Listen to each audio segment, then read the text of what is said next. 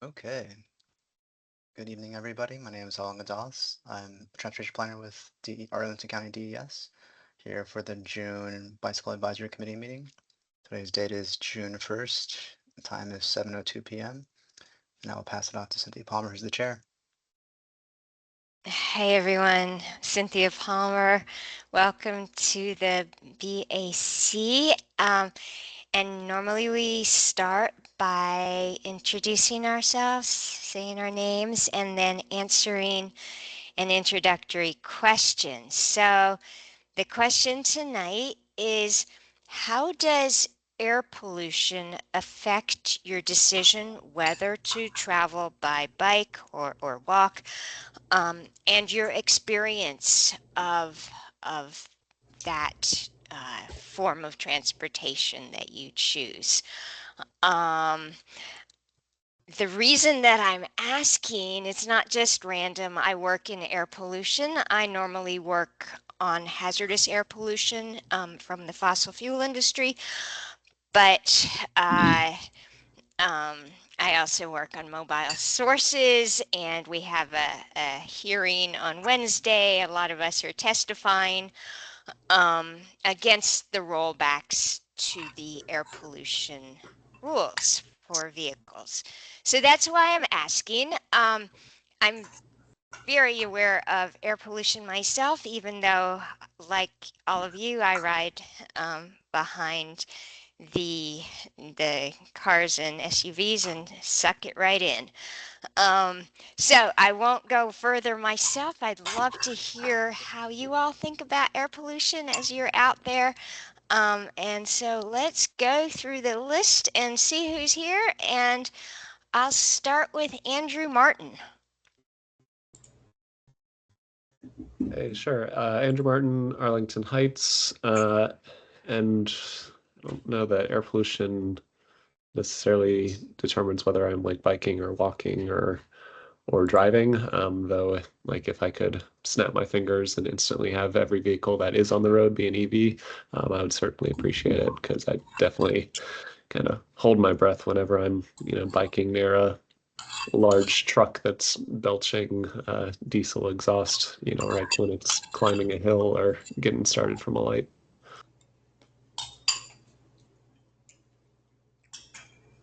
Thank you. Me too. Brian Shelton. Hey, good evening, everybody. I prefer to ride and walk my bike, but thinking of air pollution, I typically choose trails over street facilities. Because when I do bike home on what to read, for example, in the afternoon, the only thing I really notice and pay attention to is the exhaust from traffic I'm sitting behind at the intersections.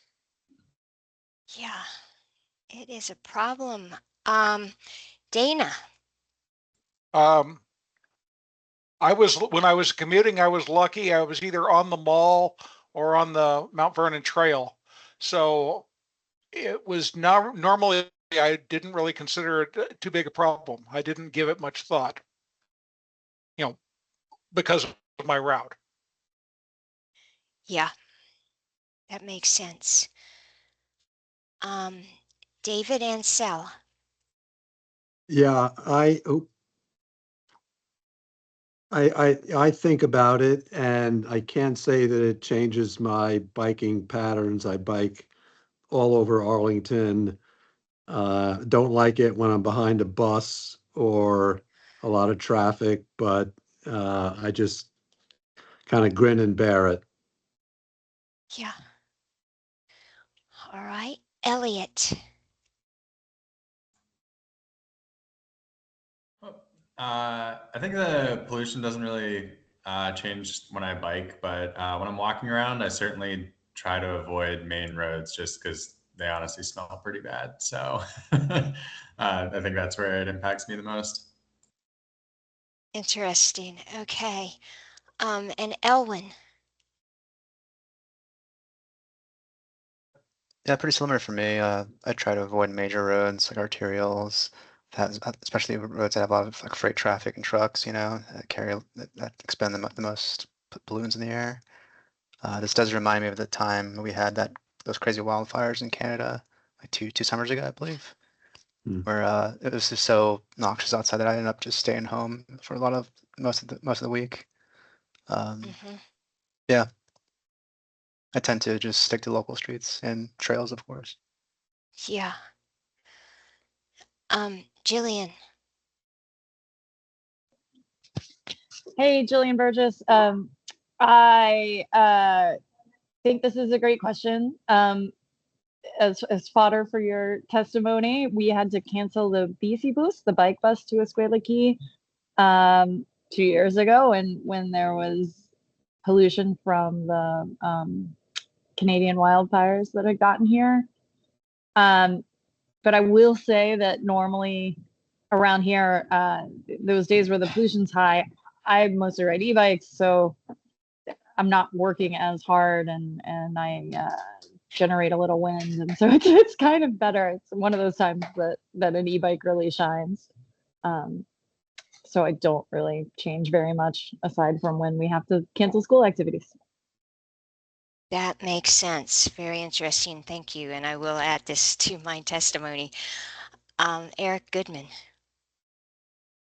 Hi. I guess generally don't change my patterns that much, but I really dislike getting behind old vehicles, especially some of the classic cars that are on the road. When you're behind them, they smell like burning oil. So it's terrible. So at least I appreciate that a lot of the newer vehicles just have better emissions than old ones. But I think the old ones, you can look at them, but I don't like seeing them in traffic. Thanks. Right. Makes sense. Mike Hanna. Yeah, it doesn't impact me too much. Sometimes playing bus tag on Clarendon, I notice when behind one that's still diesel and not natural gas, or when we're behind a construction vehicle that's diesel, you really notice it. But so far, we haven't had a lot of really bad days here in recent years. Code red days. So that's helped to kind of take it off the center of my mind. Right. Next on the list, I have Humes. Hello. H-U-M-E-S. Yes, Hamilton. Hamilton, there we go. Yeah. Hi. Good to be Thanks here. for coming. Thanks, I'm from the Sports Commission, and for some reason I'm having trouble getting the camera to work, but oh well. Quickly, just I probably should pay more attention to the red days, but there are many fewer. And yeah, I try to stick to trails as much as possible, both because I don't like being that close to cars, and also fewer fumes. But anyway, that's it. And I'm just really eager to hear what you all are going to be discussing, because as we talked about at the Sports Commission meeting, we want to get an idea about how to integrate biking with our overall sports availability here in the county. And I commute to work at EPA every single day, so right down the beautiful Custis Trail. Fantastic. All right. Mary Delau. Hi, everybody. Mary Delau with Bike Arlington. And I would say pretty much what most people have said, that it doesn't really prevent me from riding, but definitely I prefer the Custis, and that's pretty accessible from where I live. And when I come up Wilson Boulevard toward my home in Bluemont and take Fairfax Drive, that's when I encounter more traffic and congestion and cars, and definitely notice the difference. And I definitely have seen riders on the Custis, I'm sure everybody has, wearing masks. And I've got to believe that they have a greater sensitivity to pollution, and that's why they're doing that. Yeah. Yeah, I'm tempted to get one. They sell like specialized masks for bicyclists, but I don't have one yet. So, Randy. Well, I can tell you that the mask you're looking for is made by 3M, and it has an exhaust vent. So it doesn't protect anybody around you, but it gets rid of your hot air when you breathe out. Oh, And you'll see those. They have a little thing on the nose that lets the air out. And I wear one of those if I have to ride when it's code red, but most of the time I probably will give up and go in a car. And I ride in the morning because the ozone gets bad in the afternoon. So I do, and I do wear a mask if I have to ride in a code red situation. You might be interested. Oh, and then along the 4 Mile Run Trail or along the WNOD now, they're relining a sewer with some god awful plastic that once you smell it, you know that it's got to be cancer causing. Although the it county is. refers everybody to a website that the industry has put up that says there's no problem at all with this, with the fumes from this. So anyway, it's hard. You can't really hold your breath for a couple of miles, but you can try. You might be interested to know there was a test done down in the mall, testing the blood carbon monoxide of cyclists and drivers. It was, I think, in the summertime, and they discovered that the drivers had a higher, this was down along the mall, and they would ride along the mall and then they'd go to the hospital and be tested. And they discovered that the drivers had a higher carbon monoxide level than the bicycle riders. And they couldn't quite figure that out in the beginning. And then they found out that all the bike riders were going up to the front of the line, so they weren't sitting behind somebody's exhaust pipe. So anyway, Interesting. yeah. Okay. Thank you for that. Yeah, Ryan. Hello, everyone. How are y'all doing? Ryan Schreier. I'm the liaison for the Transportation Commission. And I guess I will answer the question by saying that I thankfully don't have to alter my commute too much, although I will say that if it was really bad, I'd probably like wear a mask and take the metro rather than biking to work. My commute takes me through the mall, but I will add that I empathize with the people saying that getting behind the buses, especially during tourist season, with all the field trips and everything on buses, trying to make it to the mall is not the most pleasant experience. I try and maintain some objectivity, though, and I will acknowledge that at the most recent Transportation Commission meeting last week, that there were numerous comments from commissioners regarding the county's electric bus policy. We don't need to get into debates about that policy choice right now, but suffice to say that while it would be great to have more electric buses to not have to bike behind them, although I'm mostly talking about the chartered buses when I'm on the mall. There's always concerns about opportunity costs regarding what we're giving up to pursue electric bus or bus electrification when it's a really hefty price tag right now. But in theory, it's definitely something that would be really nice to not have to be behind a bus. But our end goal is to try and get as many people out of their cars, and that'll, in the aggregate, do more to decrease the pollution, which we're all in support of here. So. Yeah, I feel you on the commutes, and thankfully, mine also doesn't really have to change all that much. So yeah. Interesting. That's a really good point about the buses. I mean, the dynamics of making that decision. All right, Aaron. Hey guys, so my biggest pollution encountering my commute is Arlington school buses. They do have a couple electric ones now, but sometimes going up George Mason, get behind one that belches out a lot of blue smoke, the diesel that's not tuned very well. So little catch-22 for me, but it's really great to bike to work on days when there are no kids going to school because there's way fewer SUVs and there's way fewer school buses. So it makes it much better that way.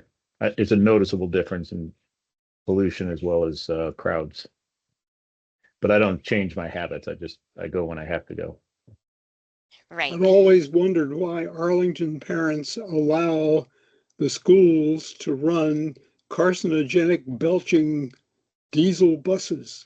And the kids, of course, are the ones who are breathing that stuff. Yeah, too many of the parents drive their monster SUVs to drop off the little kids. So, who knows what they're thinking. All good points. Jillian, you have your hand up.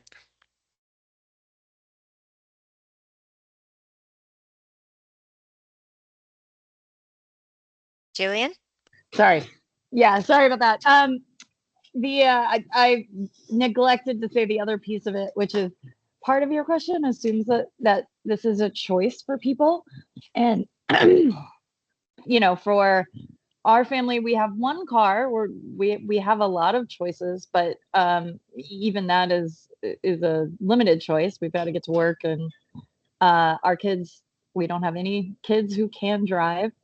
So for us, the calculus of what if there are days with bad conditions of any sort, what ends up happening is it ends up impacting people who have the least choices the most. And that includes kids, because kids can't drive. So hope that will also be part of what you talk about. Absolutely. And I relate. And while I was doing elder care for the last 15 years, I went no matter what. Sometimes I would mask, sometimes I didn't, but no matter the hour, you can't choose. So I'm with you. All right, let's see. What are we up to? Steve. Yeah. So I would say that that consideration about air pollution has no effect on my going by bike. I just always go. And I think I've also noted that there haven't been as many real bad code red days. So I mean, it comes into my head, but my rationale is that, the 90 some odd percent of the days I'm biking when the air pollution is not as bad are probably making me healthier. That the marginal value of not biking on the days that it's bad is pretty small, I suppose. Maybe I'm wrong, but that's the way I'm going to think about it. I always get amused, though, by when I've talked to people who are not cyclists, and they'll say, "Oh, you got to breathe all that exhaust from the cars." And I point out, as Randy had noted, that, well, your car is not hermetically sealed. You're breathing the same air that's on the highway as you're driving through. But somehow they don't seem to think that. They think that somehow the air inside their car is magically cleaner than the air that's outside their car. Anyway, I'm entertained by that question. Yeah, I mean, we're certainly breathing deeper at some points, but your point is well taken. Kevin, welcome. Kevin Treacle. There we go. There. Sorry about Hey. that. Good evening, all. When I do ride, it's typically up and down the parkway. So I really don't think about it, quite honestly.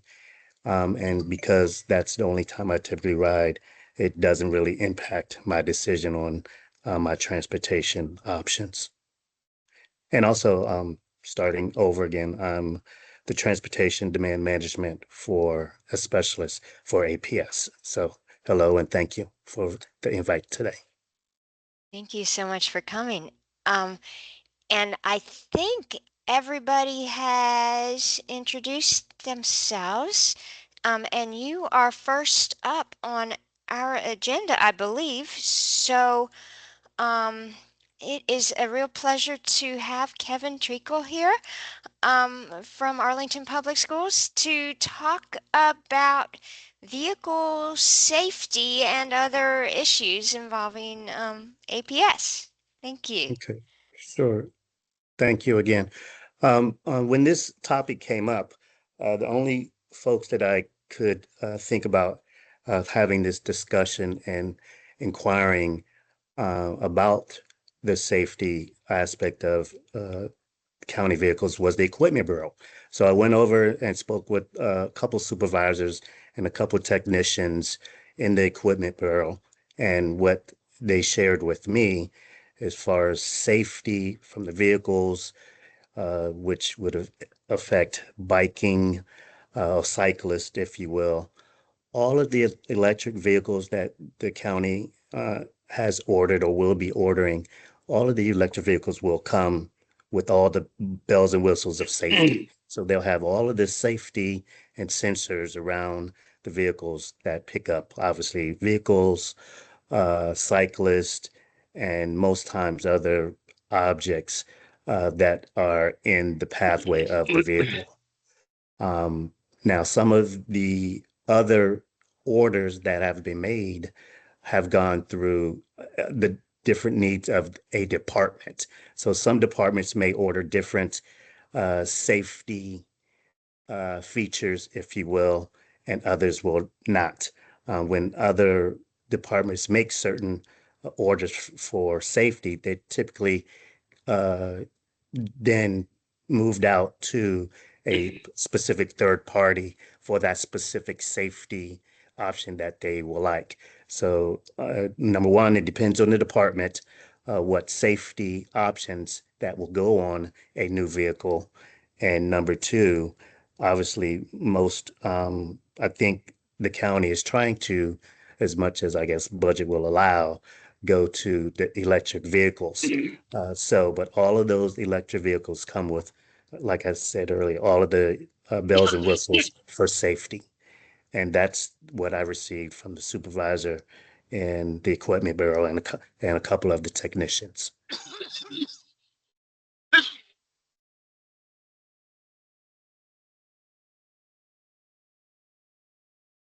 I can't hear your question. I see someone had a hand up, but. Oh, sure. Thanks, Kevin. Aaron Schutz. I'm just wondering, when you say all the bells and whistles of safety, I mean, these aren't Teslas that are self-driving and avoiding accidents. Do they have lane keep? Do they have emergency braking? Do they detect cyclists? Do they have cameras that alert on the side view mirrors like most cars do now? Do they have radar? Right. To my knowledge, they have all of that, excluding self-driving. Obviously, the county is not going to get those types of vehicles, but they have the lane assist and the sensor warnings on the side mirrors, how it was explained to me. Okay, thanks. Sure. So last year we were told that Arlington has made great strides in vehicle safety overall in the county, but we were urged to speak with APS vehicle safety experts because we were told that of all the different divisions, APS actually was the least well equipped, that the 115 school buses in the county, for example, do not have what other departments in Arlington consider sort of the basic minimum for safety. And we had an extensive conversation about like lateral protective devices, which are like the side underride guards and the blind spot 360-degree cameras, the white noise backup alarms, what else? They went through like all the different safety advances in the Arlington County fleet, but they said unfortunately the school system has not installed hardly any of these taken these protective measures. And so I don't know if it's a question of like an old bus fleet. I know that the financial problems are very real for APS, but I'm just sort of curious if they gave you any more information when they said that that the safety equipment, is sort of up to date and Right. I was just sort of curious because I would have thought APS would be sort of at the forefront. Right. So again, what I was informed that now they're starting to order all electric vehicle, EV vehicles, and all of those vehicles will come with, like I said, the up-to-date safety options on vehicles. Now, some of the older vehicles do not have all of the safety, but the newer ones that they do have, that they are potentially maybe being sent out for special orders, those are the vehicles that they will have to send out to a third party to get additional safety options added on the vehicles. Now, as far as the buses, uh, the most current EV buses have newer and more standard practices of safety equipment. And what I was informed from the transportation department is that if a vehicle comes in without the standard, then that they will have to also send that bus out for special order. So everything that does not have the minimum standard requirement, they will have to send out to a third party to get that safety option included on the vehicle and or bus. Okay. And how many EV school buses do we have? Like 5 There or are two. something? There are two. 2. But I believe 2. they have an additional bus that should be coming in soon. But I think there's a third order for a bus. I just don't know when it should be delivered. And then there's like 100 and something Yeah, there are over other buses. 120 buses that 120 APS, yeah, altogether. So we have yeah, 2. over 120. No, it's over Okay. 120. Okay. Jillian. That's when you start Hello. talking. So thanks for being here and talking about this. I think one of the things that the county does, which I'm not sure if APS does, is there's and I'm going to butcher the name of the system, but they have a system that detects how the car is being driven for their fleet vehicles. So when there's like hard stopping, or I'm sure there's other examples, there are car insurance companies that have these devices. They're just little plug-in devices that like send data back about the quality of the driving. Arlington County government has been installing this in their vehicles and looking at, it's a third-party device. It doesn't come standard on any vehicle, but it's part of their fleet management to study how people are driving. And the other thing, which I probably should have said first, so question whether APS does any of that. Yes. My comment to what you guys were just talking about, all the standards having to do with safety on school buses are about the safety of the children within the school bus, which is great, very important, but it's not about the safety of the people outside of the school bus. And I think that's really what we're trying to focus on in this discussion, is like what things can be done to make sure people outside the school bus are as safe as possible. So sorry for the question though about the driver behavior monitoring. So to answer your first question about the device that tracks the driving of the vehicle, or the driving of the vehicle, yes, all of the APS fleets do have that now. Secondly, with the device which would monitor safety of students outside of the bus, I don't think they've gotten to that far yet. I don't know if it's because of the ordering of the EV buses, or is it the budget scenario to outfit the 120 plus buses that APS currently have, to outfit some safety option like that to put on the buses. So of course, I don't believe that APS is going to get over 100 EV buses, but so they may be looking at outfitting by section or by piecing some of the current buses that are in the fleet now, with some other additional safety options on school buses. And do we have any idea which safety options they consider a priority? I do not as of Okay. this point, but I can follow up with that. I can Okay, follow that up would with be that. great. Sure. And I believe Andrew Martin is waiting patiently. Yeah, I think if my memory serves me from that DES presentation about those safety features, they may have also had like not just like, okay, hard braking, but also like driver monitoring. Like, is the driver, you know, distracted or looking at a cell phone or things like that? And that was also fed back as a relevant example of that charter bus crash on, I guess, Friday could have potentially been prevented with similar technology. Right. Right. To my knowledge, that piece of safety is not included in the device that the fleet management has, but it is speed, idling, uh, what is exhaust, seat belts, and aggressive turning lane changes and stuff like that.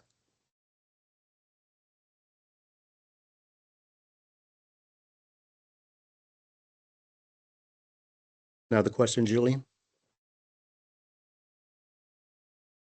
Yeah, this is beyond the APS fleet discussion, but I think the number one thing for safety that Arlington Public Schools could do would be to minimize the number of private cars dropping their, families dropping their kids and picking their off at school and picking their kids up from school. So if we have a second, can you talk about what's being done to encourage families to take it? I mean, we have school bus service. We have a few bike buses in the county. We have lots of different options, but yet we still see lots of people driving to school. So what's the data collection on that? And then also what's being done to encourage safer forms of transportation to school? Well, speaking with most of the administrators at most of the schools, they send out safety tips and safety suggestions quite often to, I guess that's through Parent Square. And then I know I've been around, first of all, I believe it's going to be parental choice in how they get their child to school. I know I've gone to several neighborhood schools and there's 150, 180 cars dropping kids off and picking kids up, even though they're a neighborhood school. Unfortunately, I don't think that a safety message from the administration or administrators at the schools going to change that parent's mind and how they get their child to school. So there's an entire program called the Safe Routes to Schools Partnership. There's data and examples from all over this country about individual schools and broader school systems that have made a goal to decrease the number of private cars at schools and have been successful. And part of that is education, part of that is policy, part of that is safety. I talk to people all the time at the schools that my kids go to, and the number of families who drive because they don't think other forms of transportation are safe, particularly in the last block to school. I have kids at Gunston, it's a block away from the trail, and it's that block between the trail and the school that's keeping families from sending their kids on a bike, and then they drive. So I mean, it's really disappointing to hear APS staff sort of say it's parents' choice and there's nothing we can do. No. I would hope there would be a program and safe routes to schools and a policy to say more than that. No, I'm not speaking for APS staff. I'm saying, in my opinion, I believe that's a choice of the parent. And dealing with, based on my observation at every school that I go to, I see it.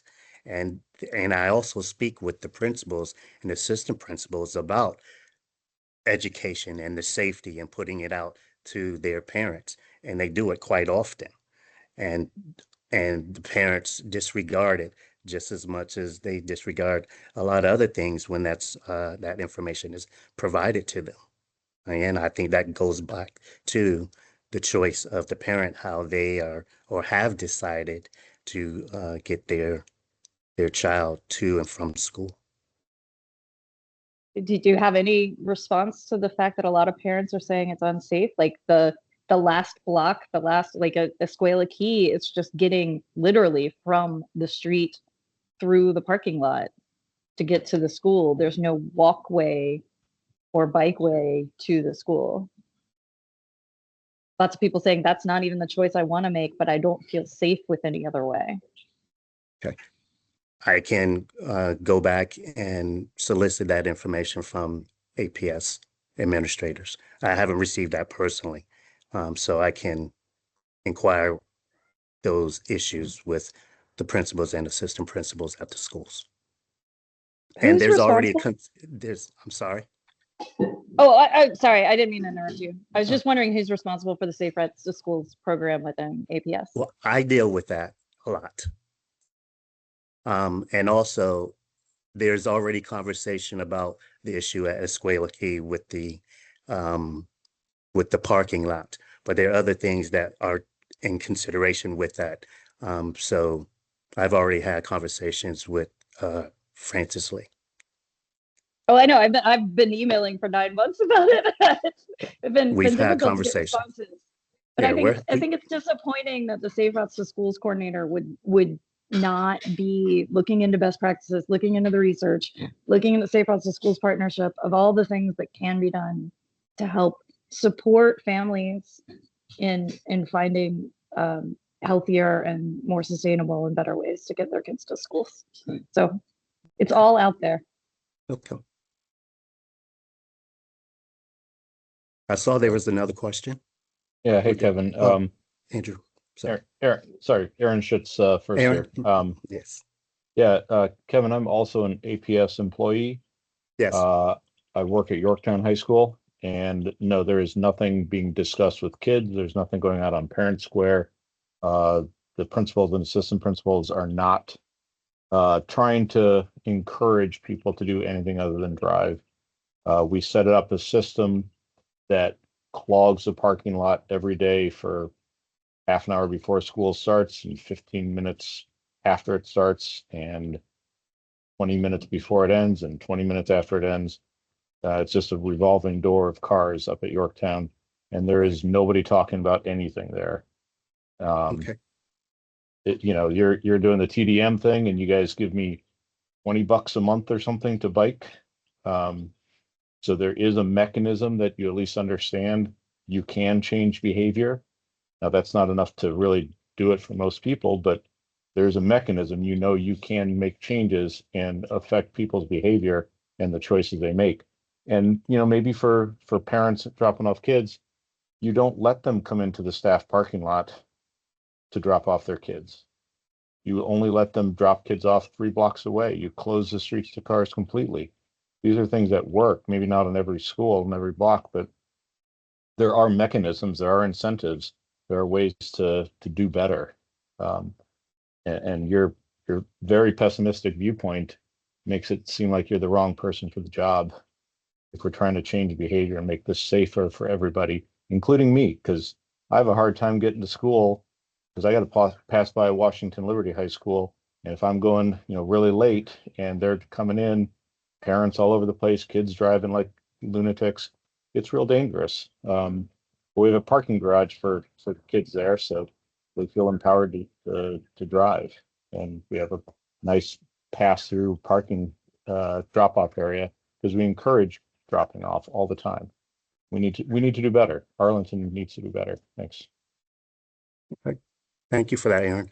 Every school, every APS facility has a transportation coordinator who provides the information and educate the parents and staff regarding transportation options. I've been there 20 years. It's not happening. Okay. That's only 2,000 kids. That's not everybody, but that's a lot. Okay. I will follow up with that person who has that role at Yorktown. Emmett Conroy. Yes, I just, matter of fact, emailed Emmett again regarding something today. Matter of fact, regarding Capital Bike Share. Next question. Yeah, I want to thank Julian for kind of pivoting to this topic because, yeah, it's absolutely right. Kind of that. I think the biggest danger around schools isn't, the buses and how much technology's on them, but all of the other drivers and all the kind of the chaos of drop off and pickup. I live right next to Fleet Elementary in the county. This summer I'll actually be making modifications to Old Glebe, in part because of the craziness and people blowing stop signs and doing U-turns in the middle of the intersection. So yeah, I do agree. Kind of, you can educate, but people are selfish, and they'll say, oh, but my kid, needs the ride because, despite everyone who's driving, living within whatever a mile without having to cross a major street or kind of, the bus zone policy, it's just chaos. And, whether the appropriate response is, prohibit front door drop-offs, spread out, so that, hey, the kids have to walk the last 2 blocks. Like, something that can manage or spread out the chaos, would help, yeah, with safety for the kids, for, my wife trying to navigate on her bike ride to work, Right. kind of at the same time. Because yeah, that's probably is the chief danger is the traffic around drop off and pickup, any much more than any bus. Yeah, I totally agree. Actually, I was just up at Alice Fleet a week and a half ago, trying to address that. I spoke with some folks in DES, and they're going to be looking at putting up some signs regarding when you can take a left or right, or what have you. And actually, I was able to get a mobile signboard up there to increase visibility and warnings about pedestrian traffic and no U-turns. And one other thing I was on the message board that I forgot that I was able to get on there, but I don't know if you've seen that recently. Yep, But I know the message board, and I see people U-turn right in front of it. Right. Unfortunately, if there's not police officer visible, unfortunately, people are going to make bad driving decisions and violate various traffic laws. I can only request for PD visibility, but based on what they do, I don't know if they have the time and or the manpower to address those specific issues at every single school.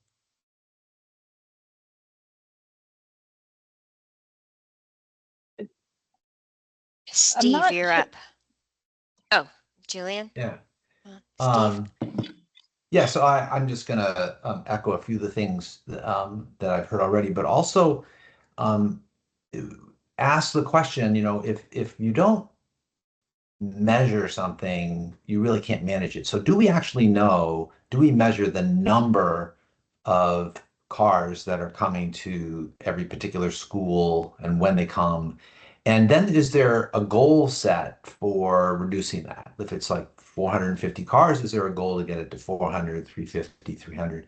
And there are certainly mechanisms that can be used if that is the goal. If the goal is, send out messages, because remember, every parent's child is specialer than everyone else's, so they're the ones that need to get the special way to get their kid to school.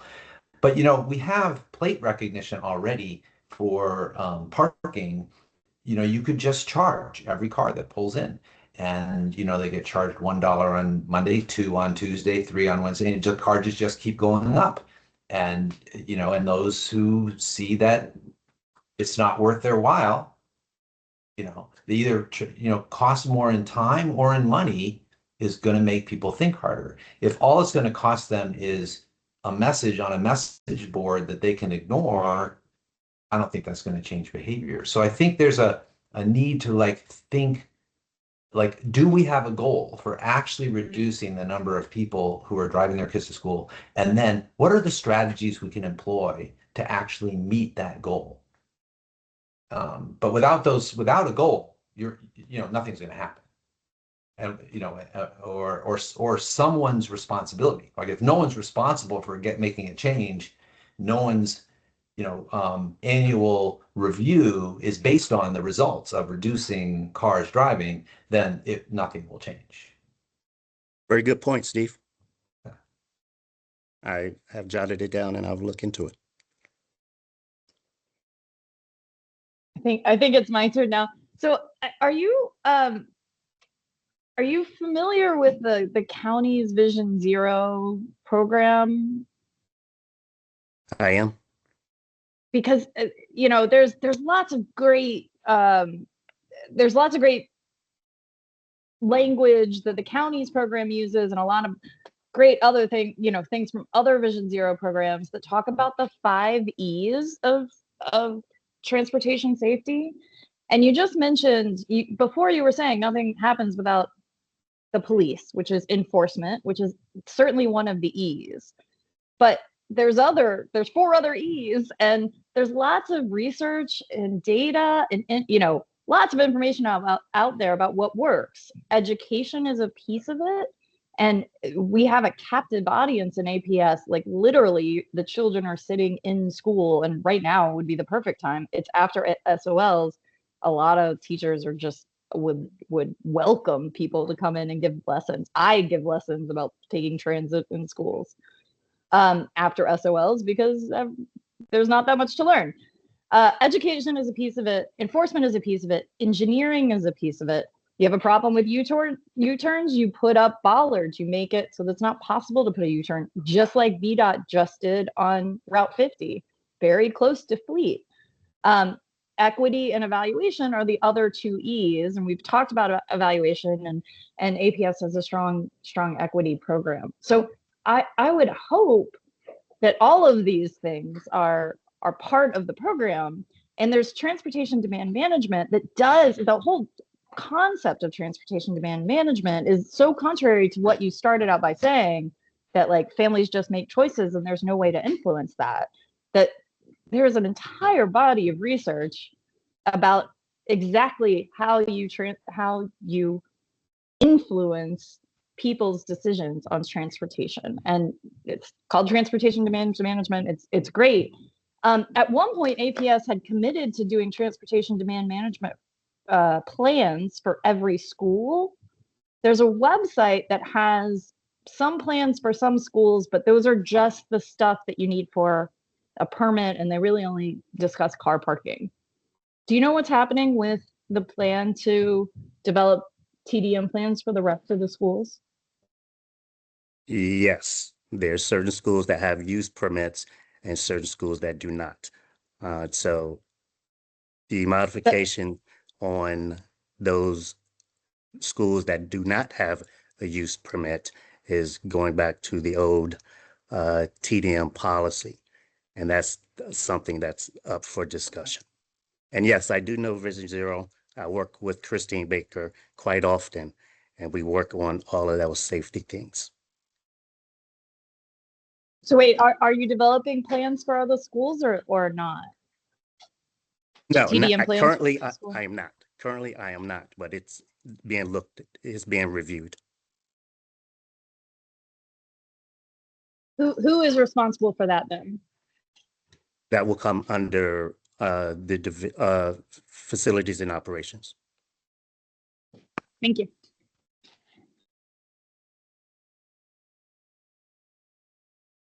Looks like Ryan has a hand up. Yes. Hey, Cynthia, Hey, we're running out of time.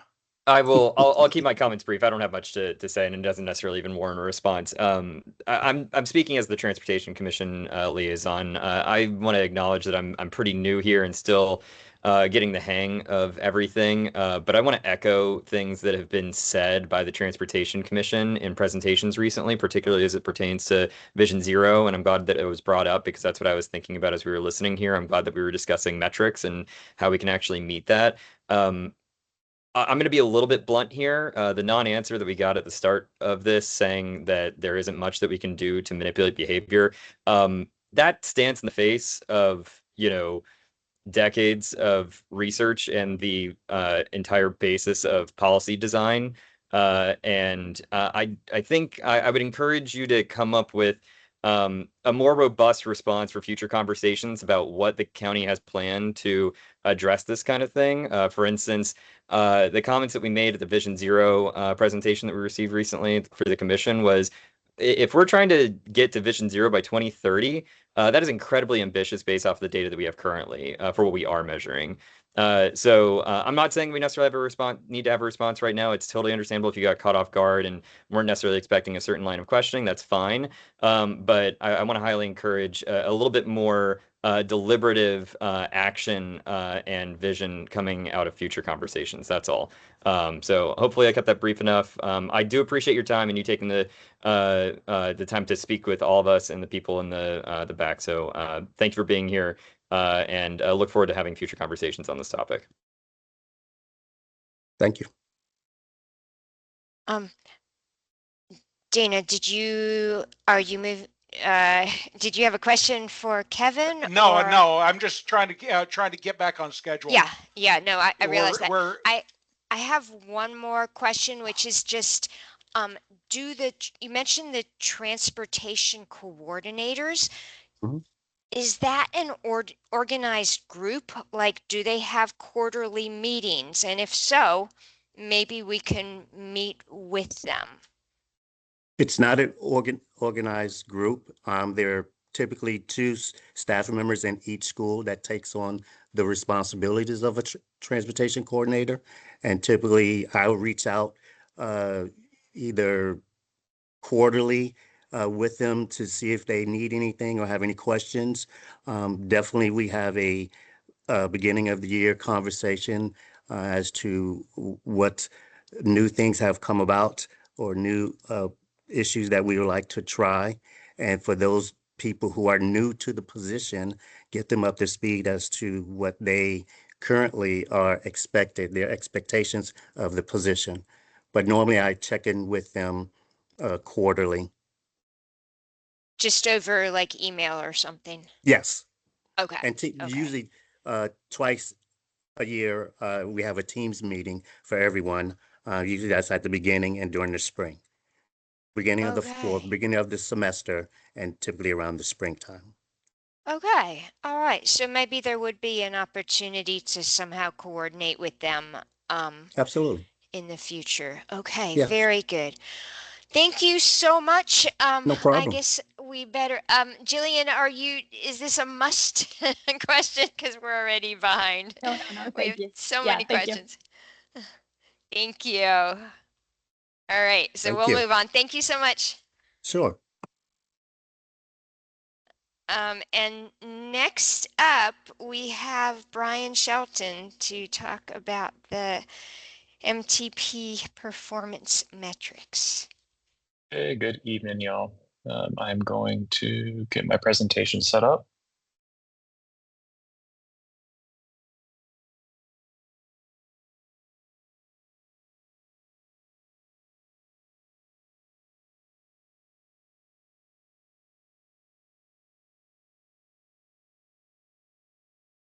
Are y'all able to see the presentation? Right. Yes. So tonight I will be sharing with you all the progress targets from the county's Master Transportation Plan 2019 bicycle element. This is for the calendar year 2025. Also at the end, I'll share with you all the proposed progress tracking metrics as they relate to the bicycle and micromobility networks and changes to how we report these out. We are kind of running short on time, so I ask that any comments at the end of the presentation or any comments should be held towards the end of the presentation, and any comments on the progress tracking metrics at the end of the presentation specifically should be communicated to the BAC representative or during the public comment review, either in person or over the summer for the multimodal transportation plan. So in the bicycle element, there are 11 progress targets. They include, and what I'll include on each of the slide is the data collections, the data that we're looking at, the details of the program, if there are any additional details to share, and then where the numbers stand in comparison to previous year's numbers as well. So the first progress target is progress target number 1. That is to reduce bicycle crash rates per 10,000 residents by at least 55 per year. This data is collected by Arlington County Police Department and VDOT, and data is evaluated by the Vision Zero team. As you can see, the numbers for 2025 have gone up from 39 crashes in 2024 to 49 crashes in 2025. Unfortunately, 9 of these crashes were listed as being severe. All of the severe crashes happened at three-way, four-way, and throughway, four-way intersections and also roundabouts. 3 of the 9 crashes involve speeding through the intersection. When we get on to all types of crashes, the most common types of crashes are angle crashes. Most of the crashes occur during the day, and thankfully, the fatal crashes continue to remain at 0. There are some projects in the pipeline in the Vision Zero program. Some of those include the Quick Build program projects, which are listed on the slide. Again, the Quick Build projects are designed to be quickly deployed and installed, upgrading tactical improvements, often to concrete. And right now they are piloting a downhill bicycle lane and right turn conflict treatments. Some of those angle crashes that we hear about are a result of that. Some of those treatments are being installed at Clarendon Boulevard and 17th Street North, Clarendon Boulevard North Scott Street, Clarendon Boulevard, and the driveway across from North Troy Street, and Wilson Boulevard and North Manchester Street. Progress target number 2 is to provide bicycle safety education to at least 75% of APS K through 12 students by 2025 and 100% by 2030. This data is collected by Arlington Public Schools from the health and PE teachers and school department heads. The APS second grade elementary school health and PE bike safety unit began in 2016 to 2017. And in 2025, there were 2,544 students who were enrolled in the program itself.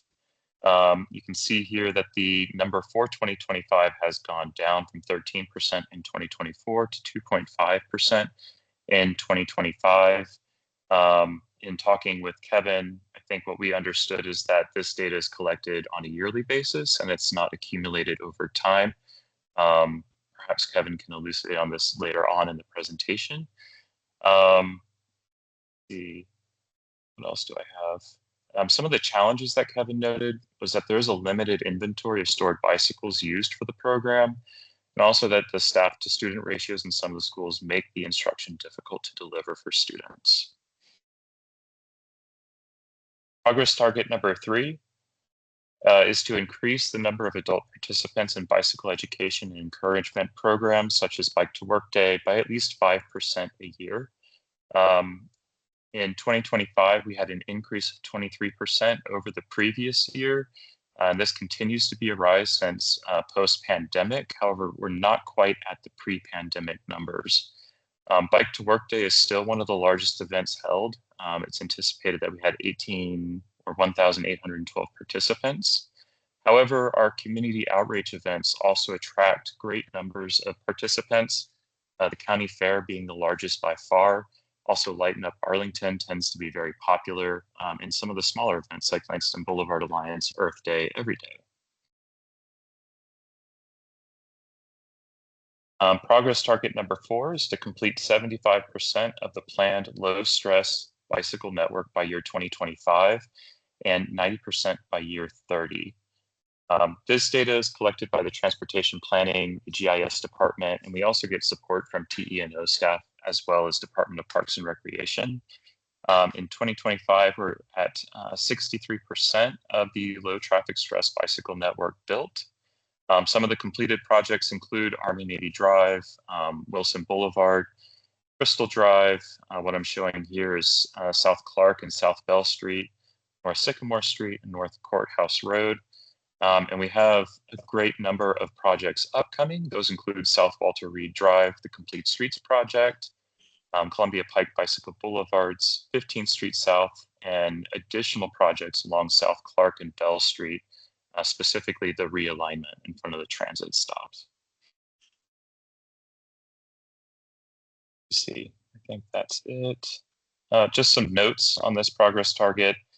To define the low traffic stress bicycle network, and this is something that we are carrying forward in the new multimodal transportation plan.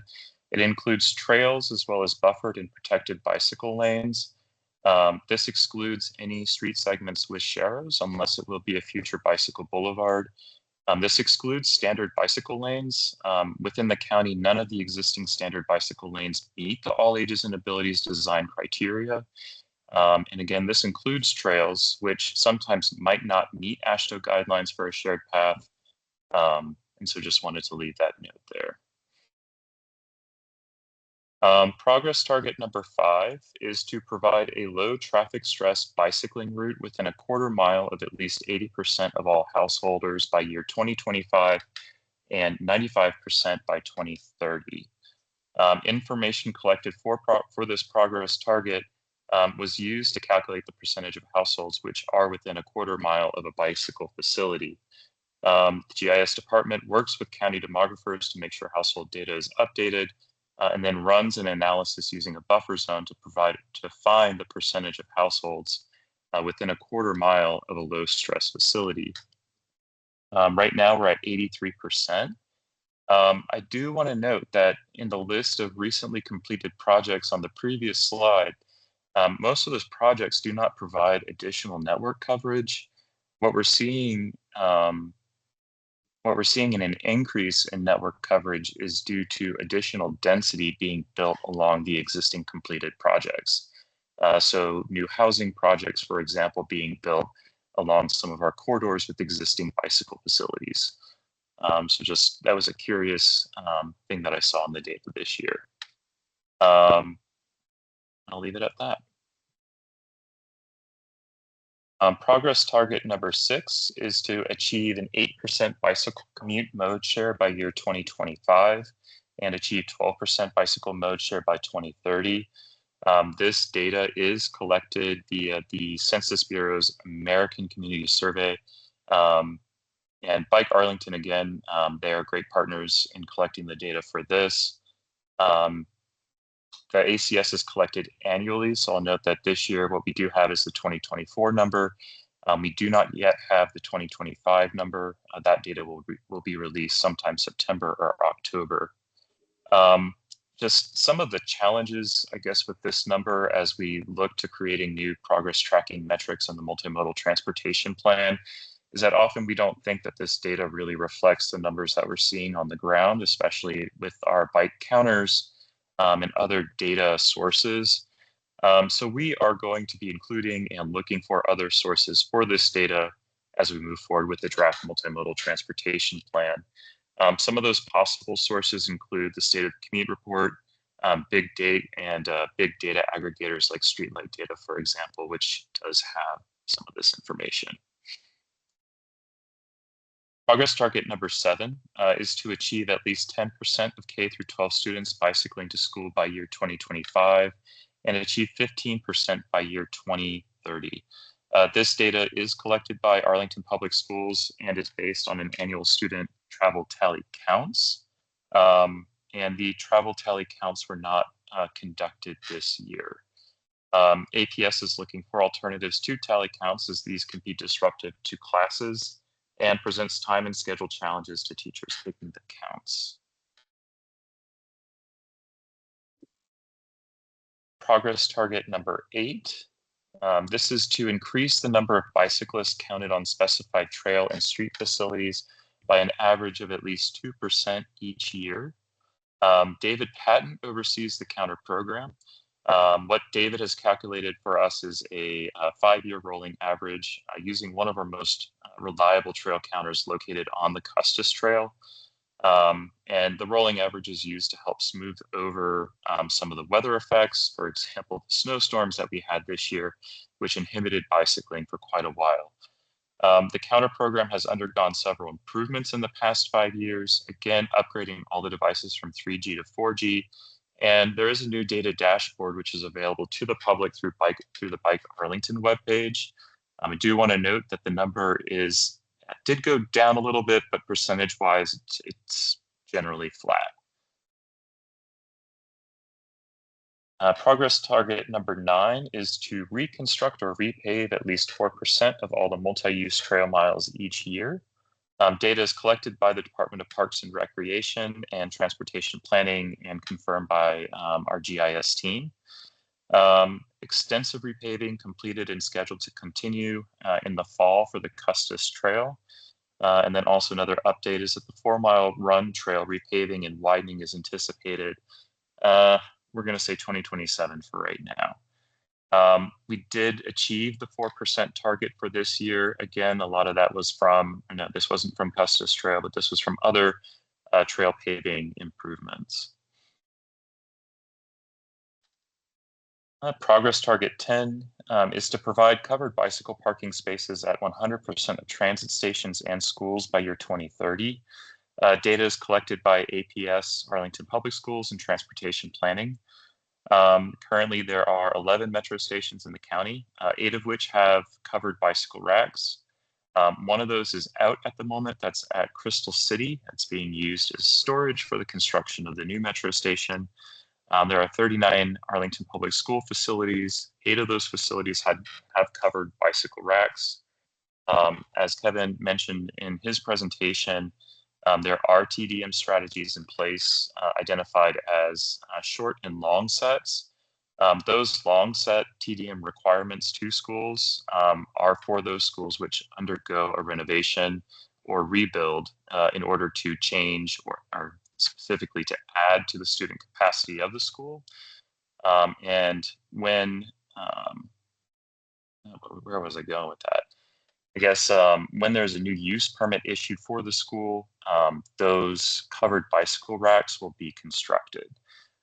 That was adopted in 2021 by the county board. You'll find all the information online there.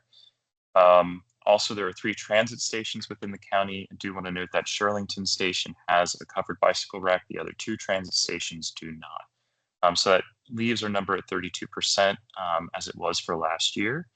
I do want to note some updates from WMATA as well as MWA, the Metropolitan Washington Airport Authority, that several of the metro stations as well as the airport are updating their bicycle parking racks to these secure racks as shown, but also these rentable lockers, which can be accessed using an app. They do allow for bicycles with longer wheelbases as well, so you can get a cargo bike in there.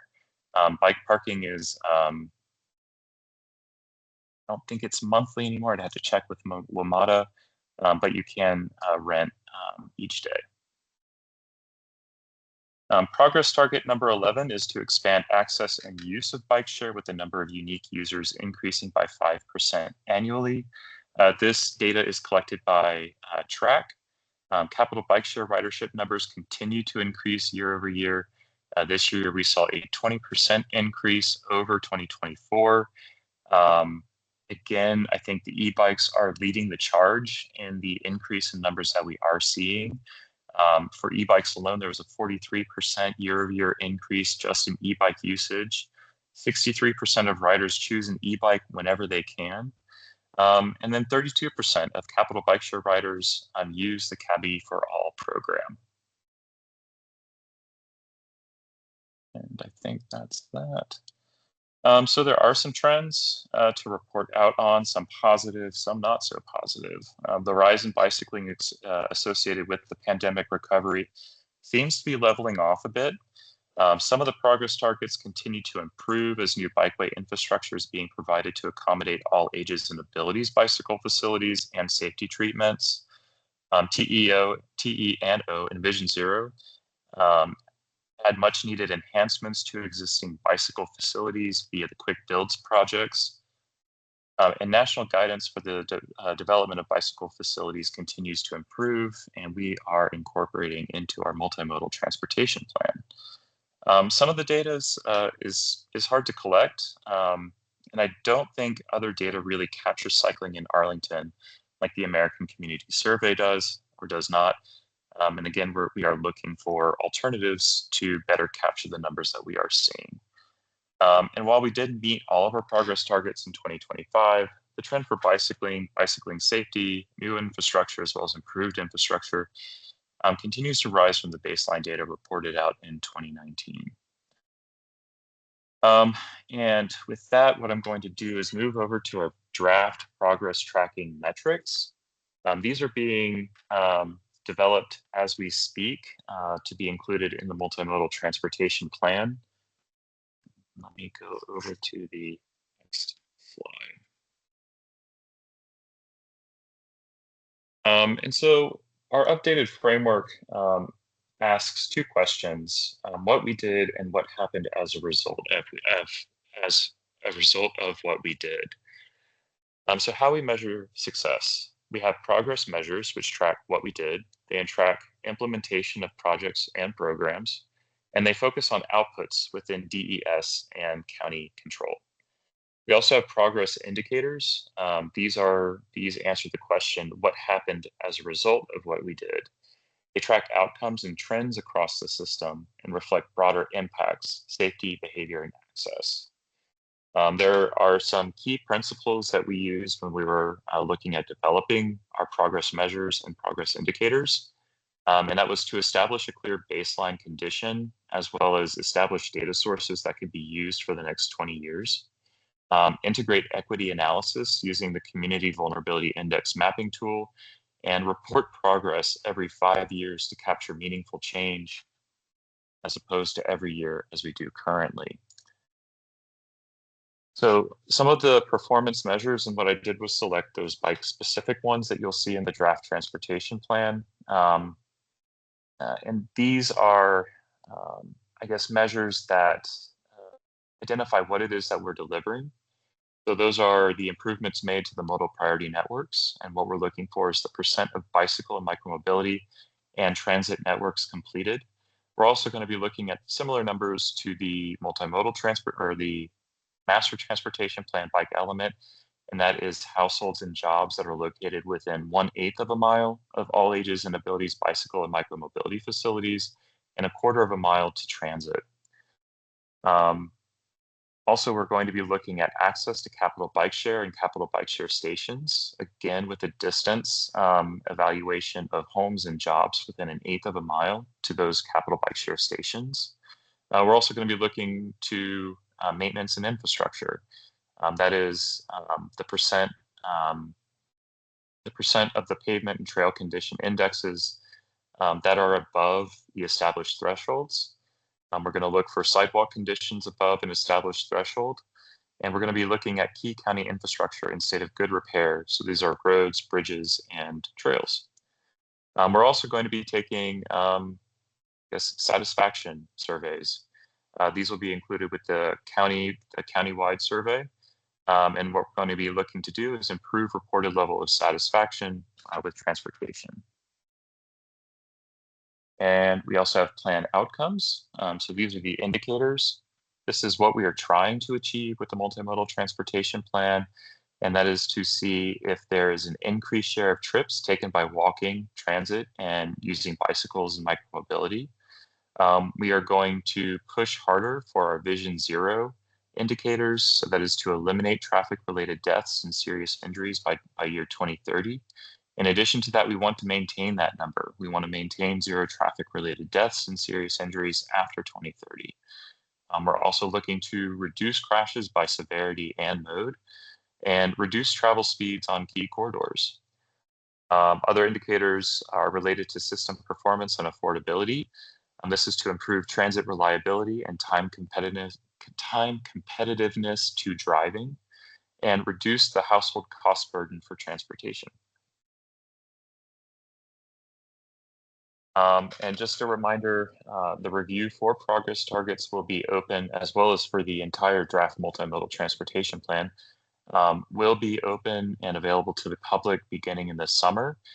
As members of the BAC, I do advise you to reach out to your representative and relay your comments to them. But then you also have the opportunity to come and speak with me, as well as Kristen Calkins and other members of the multimodal transportation team during the public comment review over the summer. Materials will be made available online, and there will also be several in-person locations, which you can also see online. And that is it.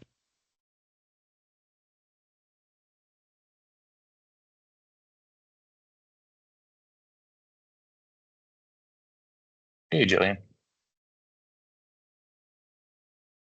Hey, thank you so much for that presentation. Are you, I have sort of one major question, two major questions about the current numbers, and then are you taking comment on the planning process as well, or not? No, I will not take comment on that. Okay. So on the current numbers, when you're talking about the percentage of the network that's done, how, this is a very specific question, but how does a place like, let's say Quincy Street by Washington Liberty High School, where DS chose to put some protected bike lane and then not protected bike lane, and then children get hit by cars, how does that show up in your numbers? What we look for are segment miles. And so we have the option of choosing a left-hand facility and a right-hand facility within our data. This is where it gets a little confusing. And so I can select to see only that facility which has a right-hand, let's say, protected bicycle lane and a left-hand sharrow. Those lines, however, so the map that you're looking at, those lines are so close that there will still be almost the same overlap. So that doesn't necessarily get reflected in the progress target that you're looking at. Does that make sense? No. So we might have an all ages and ability facility on the northbound lane, but we do not have that facility on the southbound lane. So I do include that. That is included. Is it, so does that, for that block, is that block considered to have all ages and abilities, or is that block split into, it's actually considered two blocks because there's a northbound and a southbound, and one block is good and one block is bad? No, I don't. We don't have that capability in GIS. We do want to report out on the block that we do have. Where that data. I asked an or question, you said no. How does it show up? What do you mean? How does it show up? Does it show up as completed as low?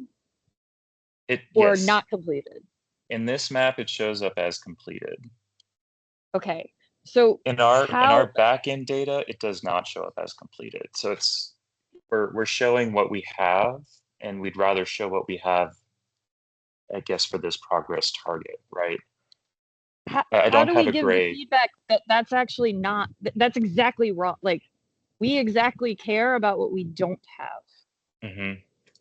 Right? I mean, I hear this all the time when I talk to parents who might send their kids by bike to Washington Liberty. It's they can get away from the school in a protected bike lane, but they can't get to the school in a protected bike lane. But it seems like Arlington is declaring mission accomplished in its data when there's a gap in the network, and that's, it should be exactly the opposite. Any gap should be, it's out, not low stress. Okay. And then as far as counts at schools, you know, there used to be JCTC, Arlington and APS, or there used to be ACTC, where the public and APS and county transportation people all would talk and find solutions to things like, how do you get counts of how kids get to school? I know for elementary and middle school, you can get a pretty good count of how many kids bike to school by counting the number of bikes at the school, because they cannot take they cannot legally take shared bikes, and then you're only missing the number of kids who get biked to school, which is not the biggest number in Arlington. So these sorts of ideas could be discussed with parents or the public if there were a venue to talk about school transportation with the public. How do we engage on that?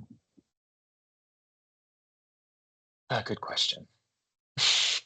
Let's Okay. keep going for now, just Okay. because we're like way behind.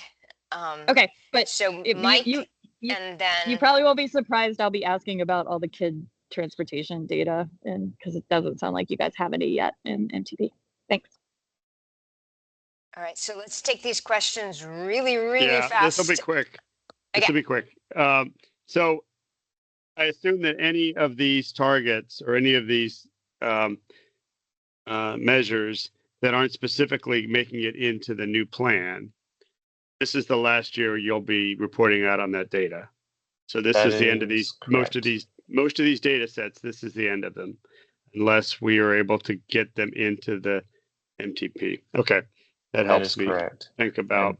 And some like this one are being moved forward. We are looking, instead of route, for example, to network connectivity, because a 1 mile or half mile segment of completed protected bicycle lane that does not connect to another facility shouldn't necessarily count. Right, and that's an improvement, but there's a lot of data sets here that are going to be lost, which is a shame unless we can get them in. Okay, thank you. All right, thank you so very much, Brian. This is just the beginning of the conversation, I can see. And we will move right along. And I think we have Long Bridge project up next. Virginia Passenger Rail Authority staff. That's right. Are you ready for us? All right, thank you.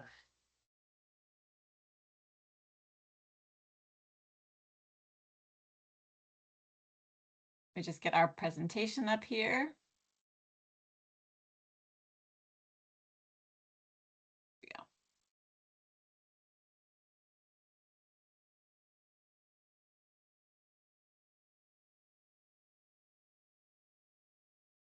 Okay, can everyone see our presentation?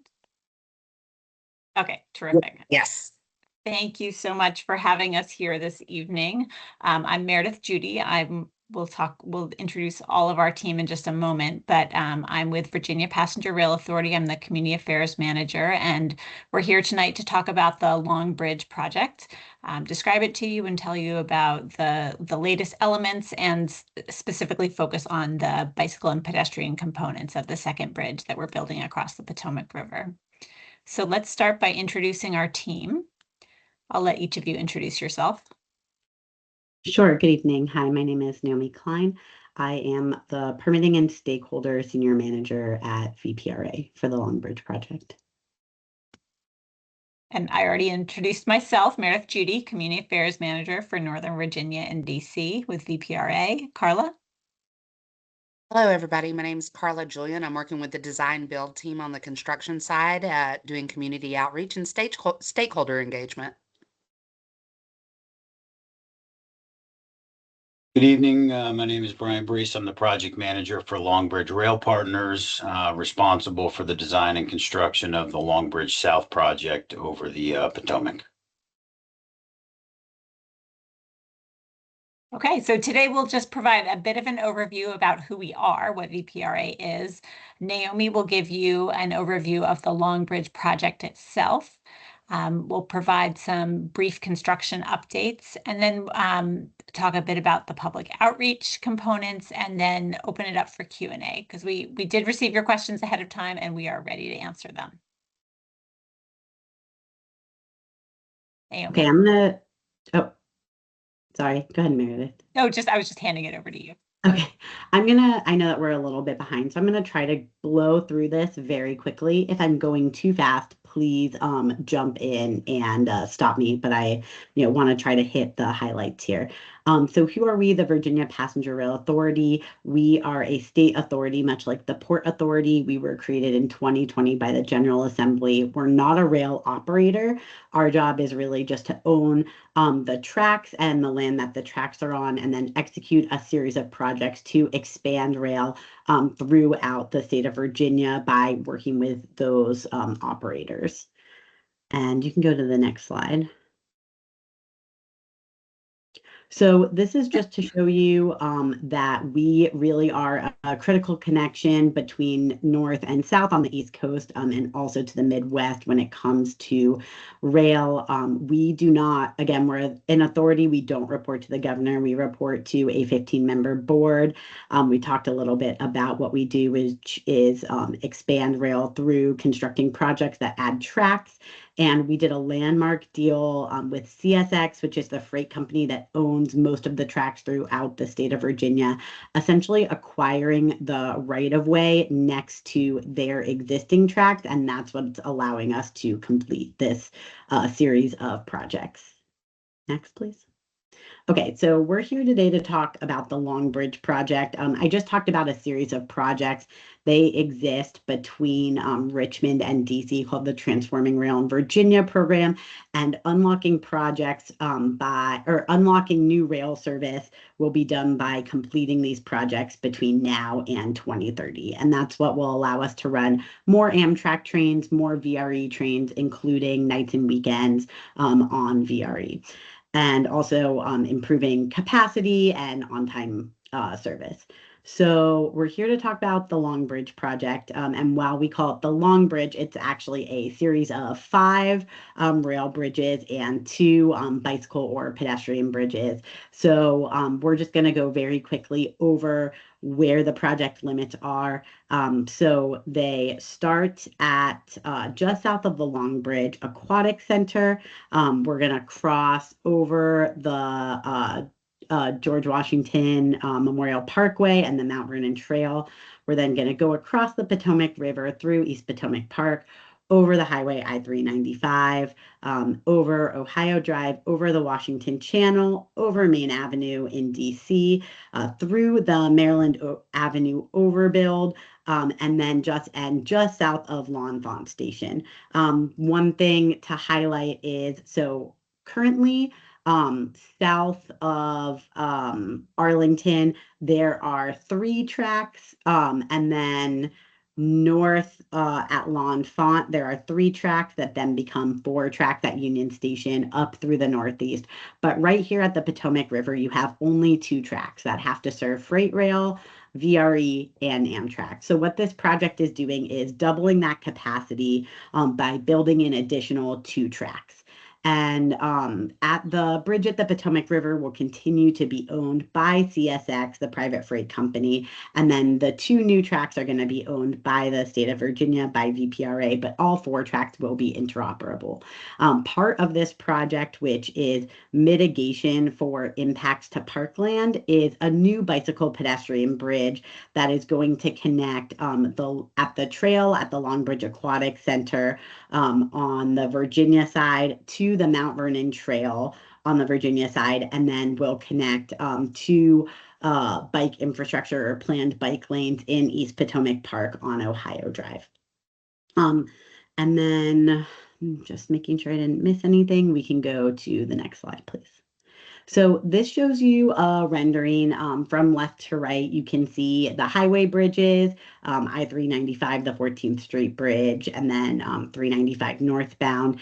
Then you've got the WMATA Yellow Line Bridge, the new bicycle pedestrian bridge that has the arrow in green, the new 2-track Long Bridge rail bridge, and then the existing 2-track rail bridge. You can go to the next slide, please. So because of the sheer size of this project, and also to promote competition and efficiency, this project was actually broken into 2 packages for the purposes of construction. The south package, which you see here in purple, and the north package, which is in yellow.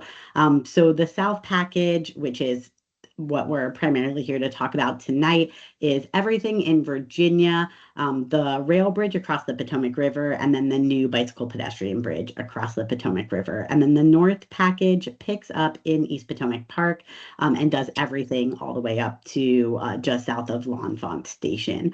So construction on the North package started in the spring of last year and will last through 2030. The South package is going to begin, it's really beginning now with some early works and staging that you may have already seen out at Gravelly Point, and you've probably seen us on the river as well. But full bridge construction is going to start in the next couple of months and then last again through 2030.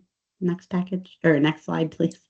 So this is just showing you some renderings. Again, the map on the left is just orienting you to where the project is.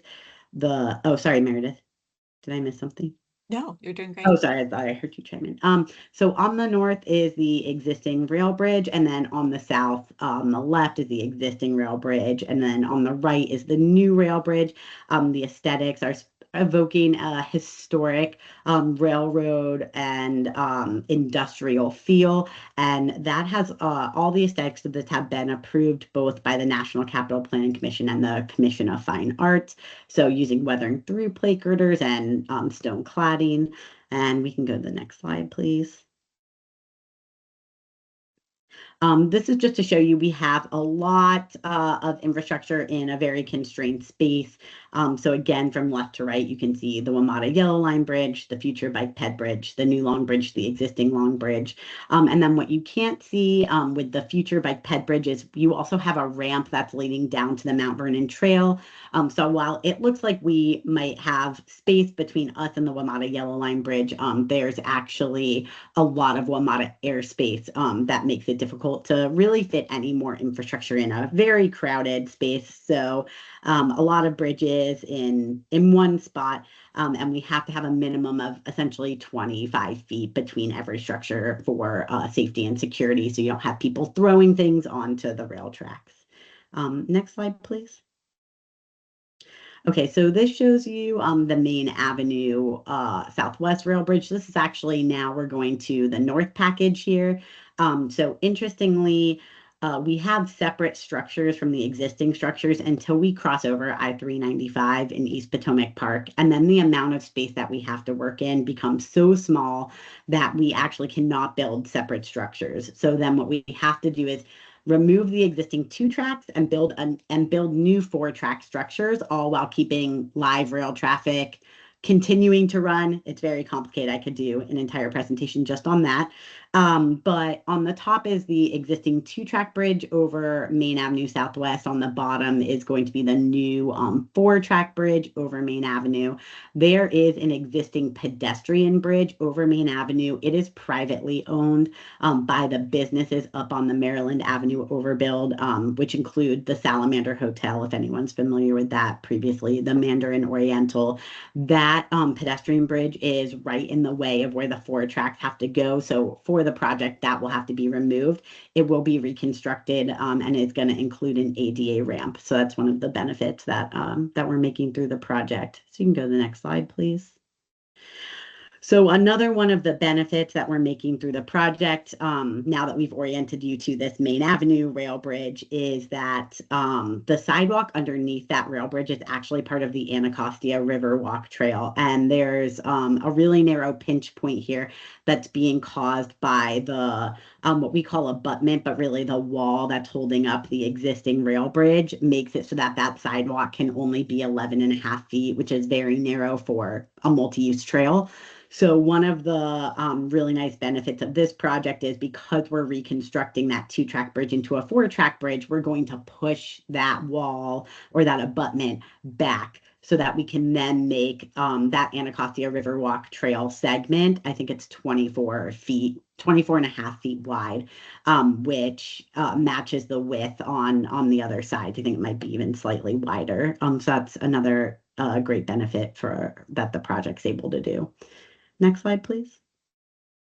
So this just shows you, I was just talking about on the left, that is an existing pedestrian bridge. that that is used today, essentially to get you from the Maryland Avenue overbuild across Main Avenue and either to the tidal basin or to the wharf. Right now, the connection is a stairs-only connection, so it's not ADA accessible. On the right-hand side is what we are committing to reconstruct through the project, which includes a ramp and then also stairs. So there will be some added ADA accessibility there. Next slide.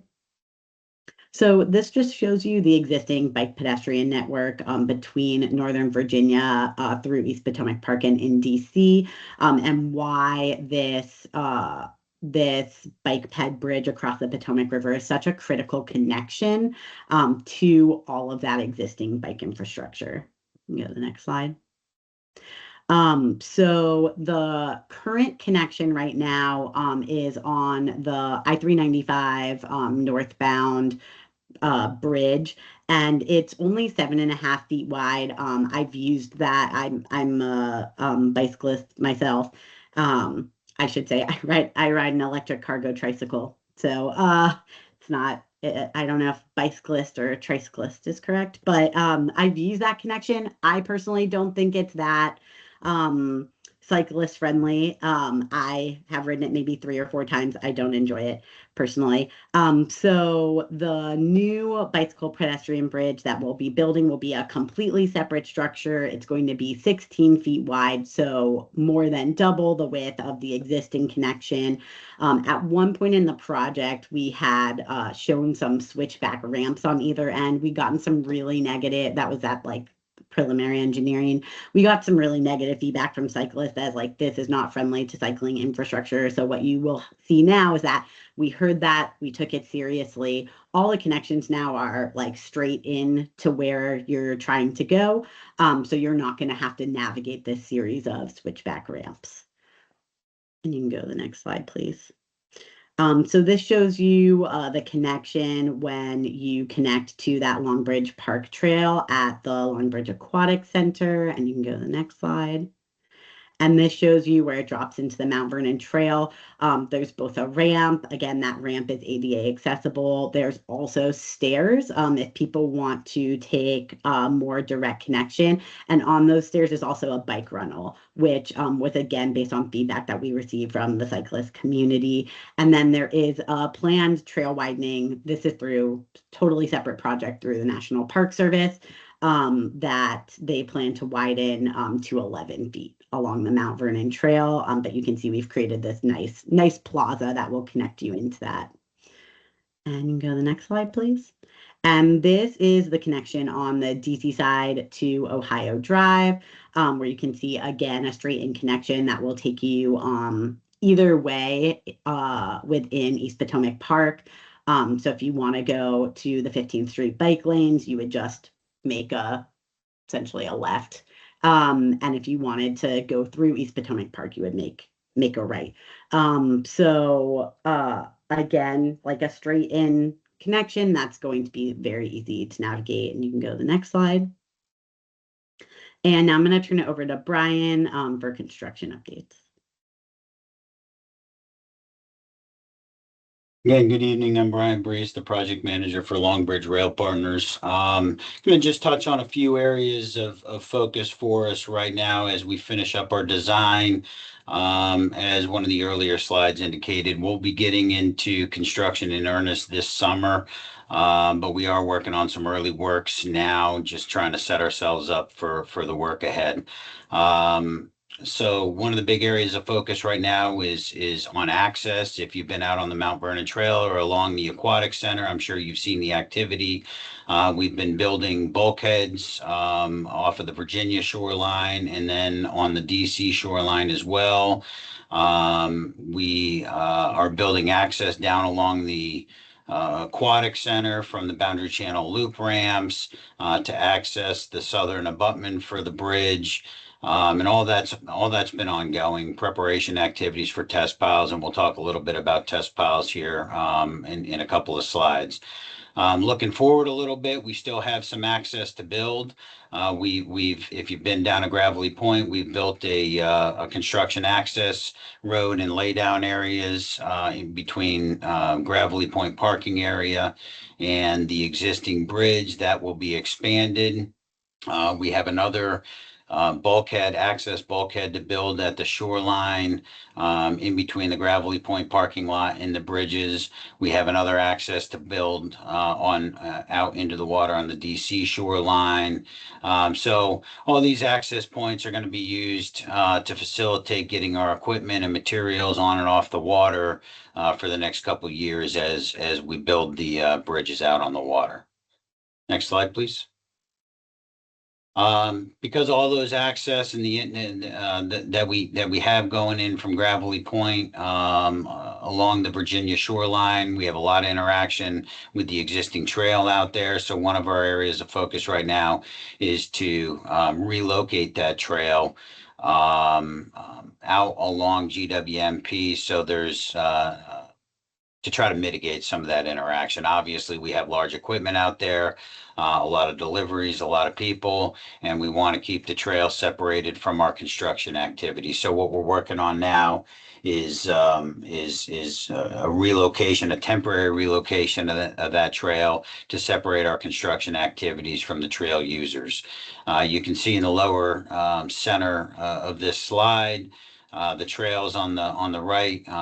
This is where it's going to go under the existing Long Bridge. There'll be a barrier and a fence separation there, but generally speaking, we're going to push the trail out along the existing northbound GWMP to separate it from our construction area. That detour is expected. We're building it right now. We have a couple of light poles to move to be able to finish the detour. Currently we're expecting that transfer over to the temporarily relocated trail to happen about the third week of June. Next slide, please. And test pile installation and statnamic load testing. So one of the big areas of focus here over the past few months has been doing test piles, and what we have to do these test piles to basically validate our design. So we make geotechnical assumptions based on our boring program and everything else. These test piles allow us to validate that design so we can order our piles and everything else. So we've had 2 test piles out on the water that are completed. We have 2 test piles on land to do on the Virginia shoreline, and those are occurring between the existing Mount Vernon Trail and GWMP. And then we also have one on the DC side of things. So the piles are basically driven to depth. They're monitored as we drive them, and then we have what we call statnamic testing to do after the pile sets up. And that testing, generally speaking, is a large weight with a controlled explosive charge that goes into the pile, loads that pile so we can monitor the stresses and strains in that pile and gauge the resistance to confirm that the design loads are sufficient. So over the next couple of weeks, we currently have a statnamic test to do on June 16th. That's the tentative plan, and June 18th, and that'll be immediately adjacent to the Mount Vernon Trail. So there will be some temporary stoppages. The test only takes about a minute, but we'll want to make sure everybody is clear of it while we're doing those tests. So that'll be a short-term impact here that's happening in a couple of weeks. Next slide. Back to you, Meredith. All right, thanks, Brian. Just want to provide a few updates on our public outreach activities.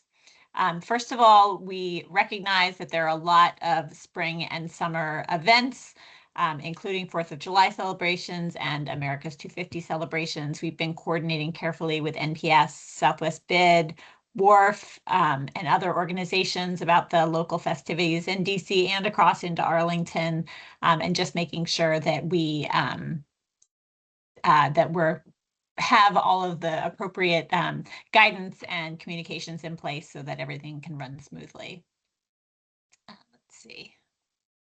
I also wanted to note a few reminders, a few safety reminders, both for cars and cyclists, that we're asking that cars stay alert while on the road. Drivers, make sure not to tailgate through our construction zones, read signs, turn on headlights so they can be well seen. And then for cyclists, particularly in our construction area by Gravelly Point, slowing down, being ready to stop and walk, paying attention to instructions and flaggers that are along the path. And just a reminder that our construction will continue through 2030. We've been doing quite a lot of outreach. I hope that you all are signed up for our newsletters and are hearing from us on a regular basis. We have been doing door-to-door outreach, tabling in Arlington and DC. We have signage and trail markers. We have regular stakeholder briefings like this one. We have a community advisory group that meets on a quarterly basis and has representatives from WABA, Bike Arlington, and other bike members of our bicycle community, as well as representatives from public information officers, representatives from residential associations throughout the area, business associations, trying to make sure that we can hear all the voices as our work moves forward and make sure that we can get all the information out through many established networks. And then it also is just a great chance for us to hear from the community about what the concerns are so that we can address them as soon as possible. We're very active on social media, have a lot of informational videos posted. We also, through our newsletter list, send out monthly construction updates and a quarterly newsletter. I'll have all the information for signing up for those informational pieces in the next slide, or in the next two slides. We also send out traffic advisories and marine advisories on a regular basis. We had 2 spring public meetings, one in Arlington and one in DC. They were attended by about 40 to 50 people at each one, and all those materials are posted on our website. So much of the information you are hearing here tonight, but if you want to follow up or share with your friends, our website is always a great resource. We were also at Bike to Work Day on May 15th. We were at 6 different locations across the region, spoke with almost 700 bicycle riders. This is always a really fabulous event because people stop and they really listen to what we're doing and ask thoughtful questions. And so we're always very, very happy to participate in that event. And then these are just the ways to stay informed. Our website, longbridgeproject.com, is the best resource for the latest information, but we're also active on social media, and we have a hotline, both email and phone, for if there are any questions at any time. Let's move into the question section of our time with you today.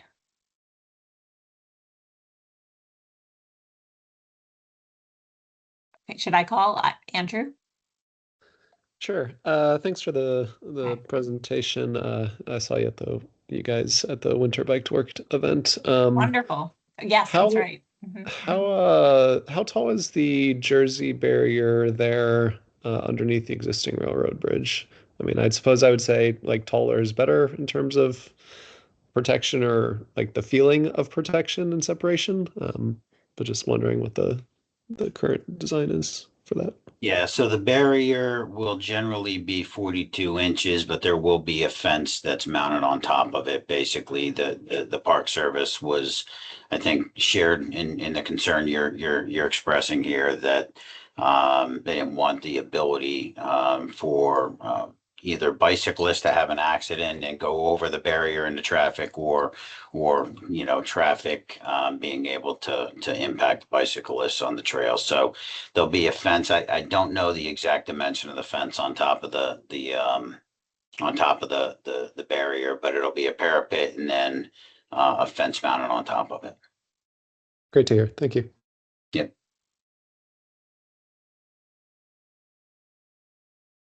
Let's see if I can see the names here. Is it Jillian? Okay. Jillian? Yeah, thank you so much for the presentation and for this work. I'm so excited to have this bridge finished and to have the new connection. And I know you guys have done amazing stuff, including the comms and the outreach plan. You've done like so much. Two things. First of all, a comment. When I hear you talk about people biking having to dismount and push their bikes, I'm someone who's had mobility challenges of late. I had major knee surgery, and so I use an e-bike. And e-bike being very heavy, I can't get off and push it. So, requiring people to do that violates the ADA. Please, if you have to have that set up, please set up the sign so that there's a detour for those of us who can't do it. But honestly, most of the time, it's not. You're not really getting anything out of it. So you can, in my experience, most of the time it's not necessary. The long-term intent is to not have that. So that's a temporary condition. Once that detour is in place, that will no longer, that signage won't exist. So right now it's just this temporary conflict until we get that detour switched over and the trail relocated over to GWMP. And once that's done, there will be no need to dismount.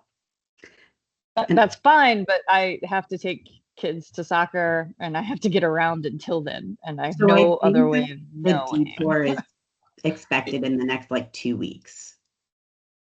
And right, so for two, if you keep up with this situation, what you're saying is people with mobility challenges can't use your trail for 2 weeks. And are you going to give them a detour? No? We are not saying that you can't use the trail. You can use it without dismounting. The signage there is for an extra precaution. We are not occupying the trail. There's a couple of bumps out there, and that's why we put the signage up. So it is not necessary to dismount. I think there may have been, and these are in the past, maybe 1 to 2 instances. There was one where we were trimming tree limbs along the trail. And so in that one instance, we asked people to dismount because obviously we do not want you to be hit by falling tree limbs. So that was a safety issue. And there was a flagger out there communicating that. In the other instance, we were rolling what is a giant crane from the staging area across the trail. Again, in that instance, there's a flagger. So when it says prepare to dismount, it's not saying every time you use this trail for the next 2 weeks, you must dismount, right? If there's a safety reason that a dismount is absolutely required, then there will be a flagger out there asking people to stop and please dismount. So really the prepare to dismount is just, if there is a flagger who's stopping you for safety reasons, please listen to the flagger. But I can't. It's not possible for me. So what I'm saying is, if you're going to do that, you're effectively shutting down the trail for some people. So please put up a detour sign so those of us who are not able, physically able to do what you're saying, have an option. Otherwise, you're just saying we can't rely on the trail. Yeah, I hear you. Yeah, we hear you on that one. And you said that you have a second question? Yeah, on the detour, right, that all the detour plans that I've seen have someone following the current trail, which at Gravelly Point crosses the driveway to Gravelly Point and continues to head north closer to the river, go along the river, and then come back south. And then the detour has people coming back south to go back along GW Parkway to come back north again. And yeah, if you kind of zoom into you can see there the green line, how I guess it's not north, I guess it's east, but where it goes along the words for Gravelly Point, it's going towards the river, and then you go along the river, and then the detour is going to have people go the other way. An alternative, which would solve a lot of problems, would be to build what people have long called the Gravelly Point bypass, which is just a path along that parallels the driveway into Gravelly Point, which would just be a straight line for your detour. It would basically, where you guys start the green line by the words, by the G in Gravelly Point, if you drew a straight line to make the detour, not wind around, you would solve a lot of problems. You'd solve problems that have nothing to do with your project, but also you could allow people on bikes and using the trail to cross your construction driveway where, like, further away from the staging area where it's truly a driveway, where your drivers aren't going to be like, I'm just coming, you know, obviously sometimes you're going to have to move vehicles around. It's going to be really stressful in that staging area. I'm very impressed you can make that staging area work with the little space you have. But when drivers come out of that very stressful situation, right now, they're crossing a trail pretty quickly. And if you just built what we all call the Gravelly Point bypass, you could move that crossing away from the staging area more and make life easier for your construction drivers, and you'd also improve everything for everyone using the trail. So I don't expect you'll have an answer for that tonight, but if you guys could take that back, and even if that's not the detour as it opens on day one, if you guys could put that in, because we're gonna have to live with it for years. It would really, really be great. Well, and I don't want to answer for Brian. I definitely think we can take that back. I think the only thing I would say, just following the construction or following the parking lot like road and going straight up, I believe the concern there is that we have now built an access road that is essentially where you are saying that would go for our construction vehicles. So I can, let me share, I don't know if I can share my screen. Oh, I think I might be able to. Give me one second. I think I've been through there recently, and I think there's still space between the access road and the GW Parkway. Well, it comes off of the GW Parkway. So there's no in between. So the map that you're showing now has the access road connect at the driveway to Gravelly Point. So that is not, they're not accessing it from the parking lot. They're accessing it from the George Washington Memorial Parkway directly. Well, But there's multiple, there's multiple access points. And I'm not sure if this sketch is exactly accurate, but and I'm happy to take it back and try to coordinate a different answer. What I can tell you is that we've had exhaustive conversations with MPS to get where we're at. And there were a lot of considerations in this alignment. Happy to bring that back to MPS and have that discussion with them to see if there's another agreeable solution to it. Thank you. Yep. Are there any other questions? No, sorry. Yeah. I'm not seeing any other hands up.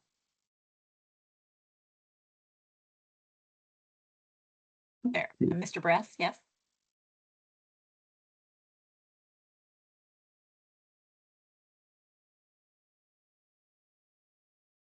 Dana, you're it.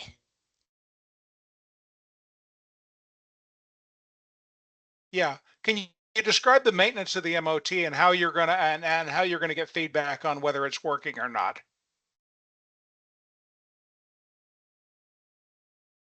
Are you strictly speaking for the roadway MOT? Well, yeah, roadway. Well, specifically the bike MOT. The MOTs typically are poorly executed and then ill maintained. And if this is going to be with us for 5 years, how are we gonna achieve something that's actually as good as the trail? So what I can tell you is that there are, from the standpoint of maintenance, obviously the design is done with all MUTCD requirements and jurisdictional requirements. From a maintenance standpoint, there's daily inspections that'll happen on the trail. If there are portions of it that are not working for whatever reason for the bicyclist community, I think that's what these kind of meetings are for, to get that feedback, and then we can take some adjustments back and see what we can do. I think, it's obviously we'd like to get it right the first time, but if there's adjustments that need to be considered, then we're happy to consider them. Okay, is So the okay, great. Is the approved MOT published somewhere? The no, it is engineered not. drawings? No, it is not. Can you publish it somewhere?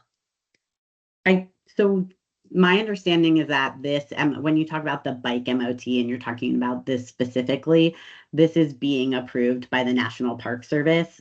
We are not in a place to be able to share plans that are approved by the National Park Service.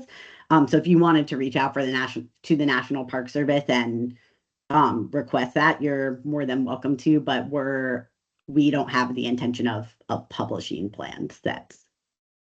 And can you provide the National Park Service project coordinator's name and email address? Yeah, we have contacts at the George Washington Memorial Parkway that we could provide to you. Okay. That would be great. Thank you. Sure.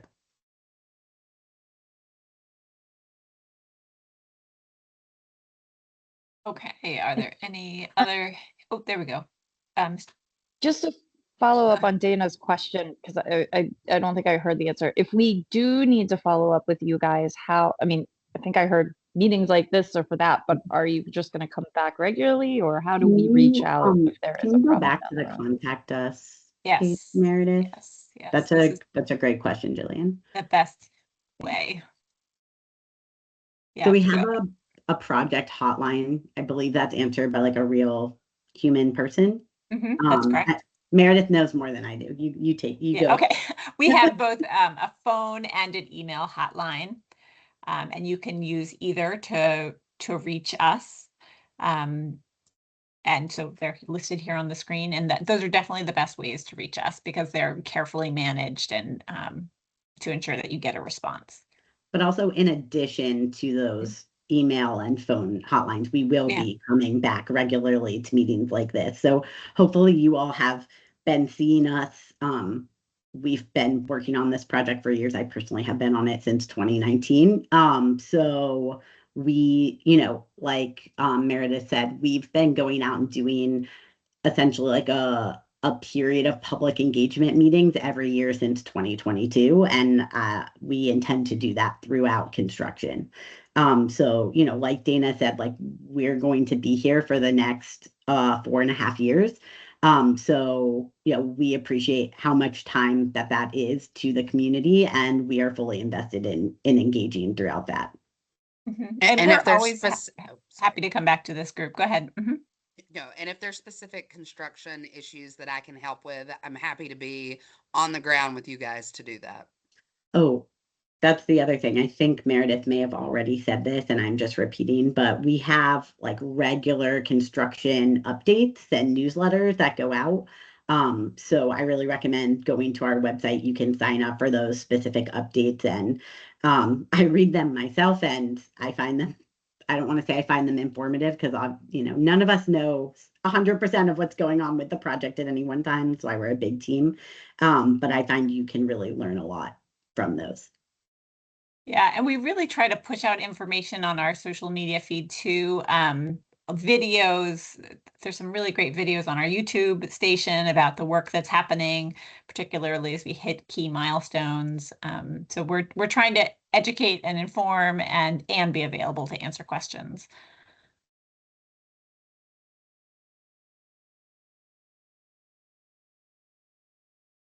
Dana, did you have an additional question? No, I did not. Thank you. Okay. All right. I don't see any other hands. Was there anything else?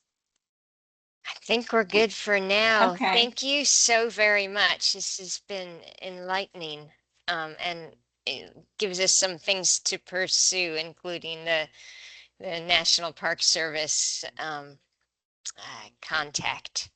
Yes. Sure. Great. Well, thank you so much for having us. And as we said, we're happy to come back at any time to this group, or if you have recommendations for other groups or stakeholders that we be working with, we're always open to ideas. Wonderful. Thank you very much. Thank you. Thanks, everybody. Bye-bye. Thank you. Bye-bye. So we are over time, obviously. It's 9:06. but we have a couple more things on the agenda, so maybe we can speed through them. Mike Hanna, I believe you are up next to talk about the MTP, but Yeah, hopefully I can there's make not it. too much going on. Yeah, I can make it really short. So, um, you know, we discussed earlier that one of the things they presented at the last meeting, and I think Dana was there, was these potential new metrics. So we sort of talked about those, and you saw those. That and that right now they're about to roll out a whole bunch of public engagement. And I just lost that on my thing, but there's a whole list of farmers markets and things they're going to go to. So I can send that list out for folks that want to engage on that. But otherwise, no real news unless Dana, you heard something at the meeting that was more than what I've shared. No, my concern, obviously, from earlier this evening, some of the data sources are, we really, probably really need to discuss what those data sources are and how they're going to interpret the data, because some of it's not going to get what they want. Right. And the next meeting, I think, is June 30th. So I'll let you guys know, I guess, at our July meeting, what else we hear. I think if we can get out to those community events when I send those out, that would be great. Just to make sure they hear from at least the biking community that we are losing something with the bike element going away, including all the metrics and the goals we're just talking about. So it would be good to let folks know that that's we're feeling that loss.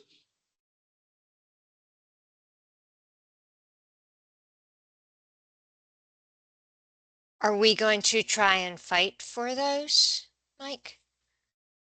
I mean, we can try. I don't know what the discussion was, Dana, at the meeting, whether there was an openness to, hey guys, tell us what other ones you want to see, or was this a sort of a done deal? It was a little, I didn't, I'm gonna have to go back and review my notes, but it was kind of, it seemed to lack specificity. Yeah. Oh yeah. It does lack specificity. There's no goals, actually. There's the things they're going to measure. And previously they put out some goals. I think the one that would matter to us is the percentage of people close to a low stress trail. But other than that, I don't think they talked about any numbers. Just these are the kinds of things we want to look at.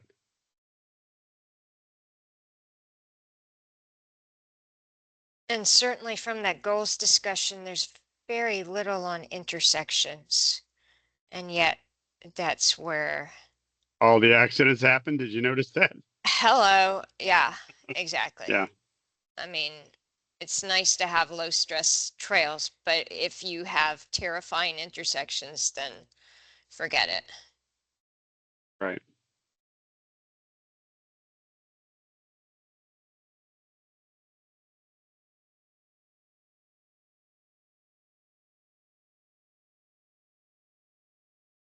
Alrighty. Well, thank you so much for your perseverance on this MTP business. Next up, if anyone is still here, Mary or anyone, BAC I'm still here. business and announcements. Hello. So shall I give a quick bike to work day report? Yes, Because please. that's our major activity that we just completed. So bike to work day, as we all know, was Friday, May 15th. So Arlington, 7 pit stops. Before, this is not the final total, but we had 1,774 registrations, and Roslyn and Ballston continue to be the biggest in Arlington and maybe the biggest in the region. We're not sure yet. Roslyn had 535 and Ballston had 518. And also the National Landing pit stop is pretty big and growing with 303. So it was a beautiful day, and Mike and Leslie came out and helped on Columbia Pike. Henry Dunbar came out of retirement for the morning to manage that pit stop, which was wonderful and much appreciated. And thank you, everybody who helped and came by. We had 40 tabling partners at the Bike Arlington managed pit stops, which we were happy with. And we also had 36 volunteers total this year from all over the place, all different sources, Volunteer Arlington, et cetera, et cetera. So that was really nice. And it was our first year at Welborn Square in Ballston because Trek closed, and that had been our previous pit stop. And I was in Boston and I was really happy there. I thought it was a great location by the metro. And I think we were happy to be back at Columbia Pike after being away for a few years. So happy to have wrapped that up. And our adult bicycle education classes are wrapping up for the spring and summer season. So we had a full Learn to Ride class for adults on May 30th, and we have one more, a group ride coming up on June 13th, and it's going to be a trail ride, and they're targeting Learn to Ride graduates, recent graduates from the classes, but anybody could attend or participate, and people of pretty much all ages. So that's what we have going on at the moment. Now we can like catch our breath since the big event is behind us.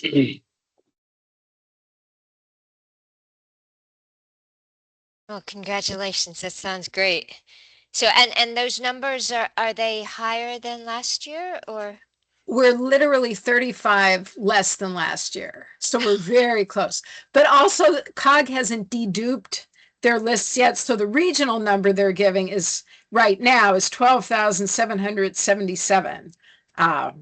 But after which was a little bit of an increase from last year regionally, but once the final totals are announced, which often isn't for several months, those numbers change.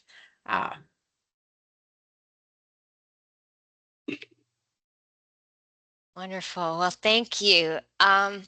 Anybody else have questions or announcements before we jump off?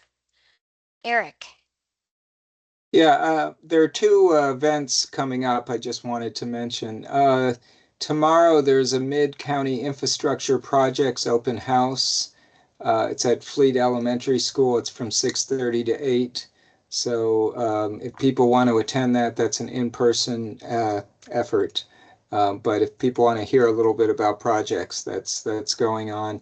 And then on Wednesday, there is a Wilson Boulevard Streetscape Improvements Town Hall about it, I guess the intersection around North Jackson and Ivy Street. That is from 6 to 7, and that's a Teams meeting.